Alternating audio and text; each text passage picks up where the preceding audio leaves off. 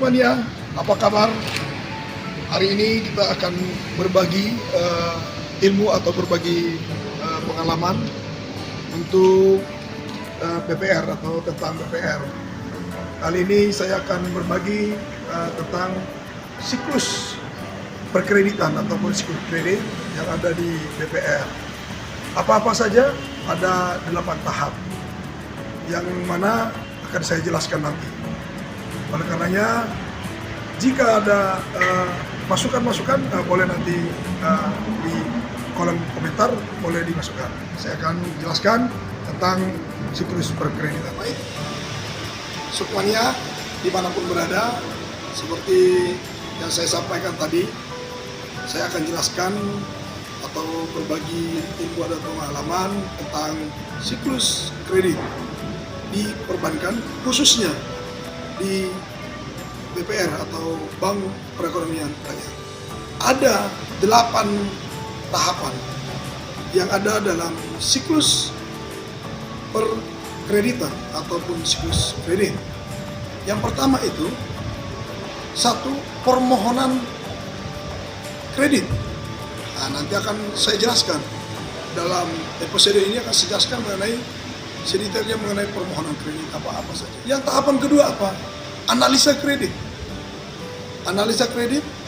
Lalu tahapan yang ketiga itu persetujuan kredit. Lalu tahapan yang keempat perjanjian kredit. Tahapan kelima itu pengikatan jaminan. Dan yang keenam adalah tahapan dropping ataupun pencairan kredit. Lalu yang ketujuh itu monitoring kredit. Dan yang terakhir adalah pelunasan kredit. Baik, dalam hal ini, episode ini atau pertemuan kali ini akan saya jelaskan mengenai permohonan kredit. Apa-apa saja yang harus kita laksanakan atau kita lakukan jikalau kita akan datang ke bank atau datang ke BPR untuk mengajukan permohonan kredit.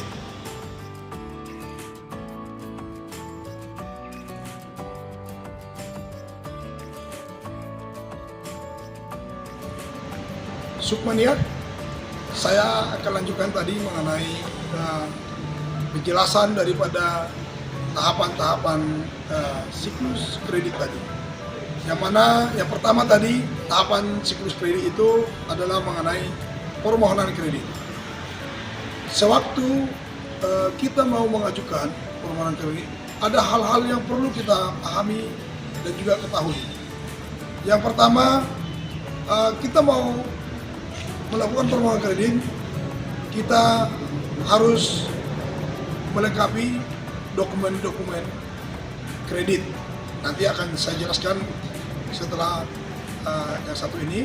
Dalam tahapan itu kita mengisi formulir dulu. Sesampainya kita di bank, kita mengisi formulir. Jikalau bank juga melayani melalui via online, boleh langsung mengisi formulir melalui online. Hanya nanti diketik aja formulirnya, atau langsung datang ke bank juga akan diisi secara manual yang formulir yang telah tersedia. Dalam formulir ini akan secara detail dijelaskan buat pemohon ataupun calon debitur apa-apa saja.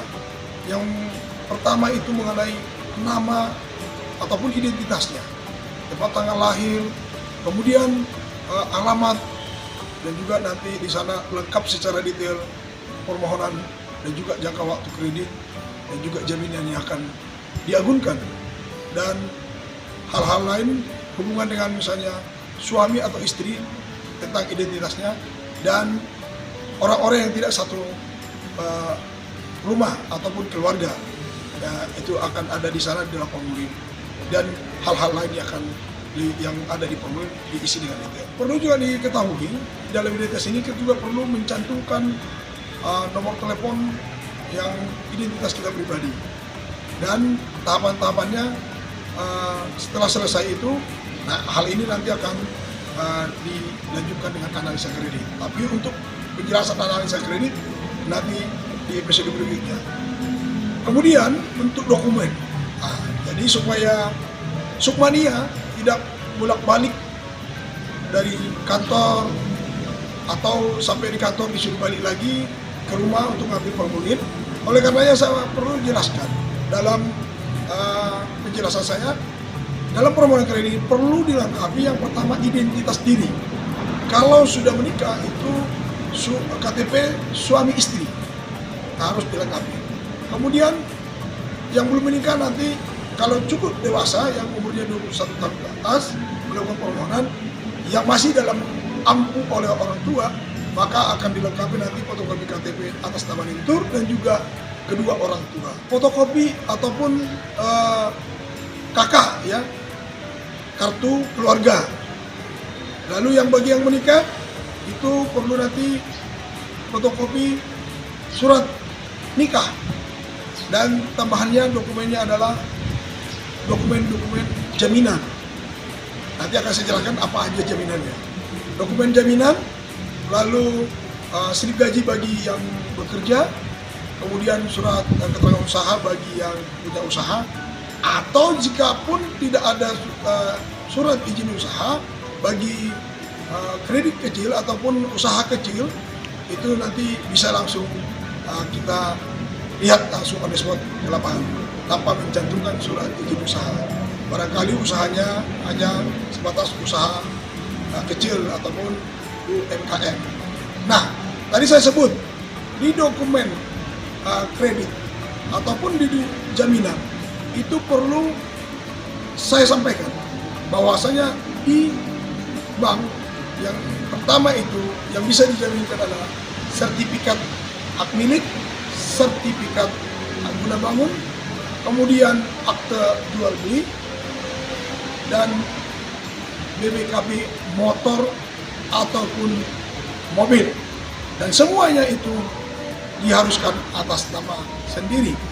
Namun ada kebijaksanaan, jikalau itu belum atas nama sendiri, nanti ada kebijaksanaan khusus yang kita berikan, apakah berupa balik nama dan yang lain segala macam.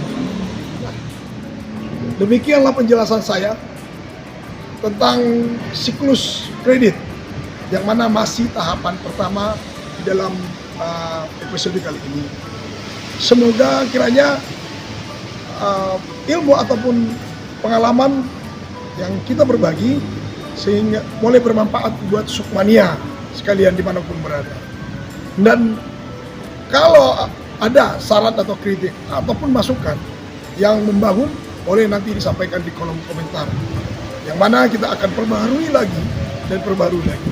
Dan tunggu episode kita selanjutnya untuk tahapan analisa atau analisa kredit di dalam tahapan siklus kredit.